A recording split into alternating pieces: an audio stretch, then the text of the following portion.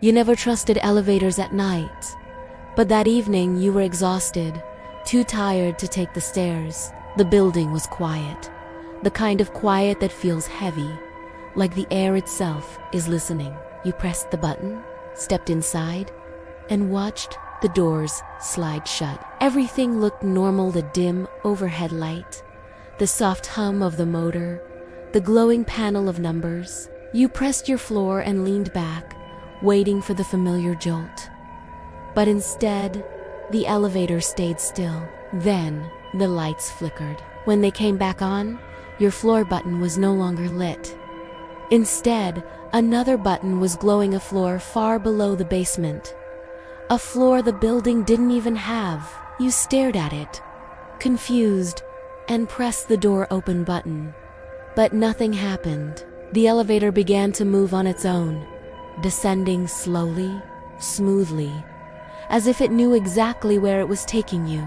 The numbers on the display rolled downward, past 0, then into negatives, each one colder and darker than the last. When the doors finally parted, the hallway outside didn't look like anything in the building. The walls were old, stained with watermarks that looked almost like handprints. The lights buzzed weakly overhead, flickering like dying fireflies, and the air smelled like something abandoned for decades. You told yourself not to step out, but something in the hallway moved, something just barely visible at the edge of the light.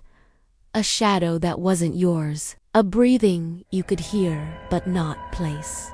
You hit the closed door button again and again, your finger trembling, but the elevator didn't listen. It was as if the doors were waiting, inviting. Then you heard it, a soft, dragging sound, like someone pulling their feet across the floor. The shadow grew longer, stretching toward the elevator. Only when it reached the edge of the threshold did the doors finally slam shut, almost like the elevator was protecting you at the last possible second. You exhaled, shaking, but the ride wasn't over. The elevator began rising, but the numbers didn't return to normal. They skipped, blurred, and flickered, as if the screen couldn't decide where you were. For a moment, the display flashed a message instead of a number.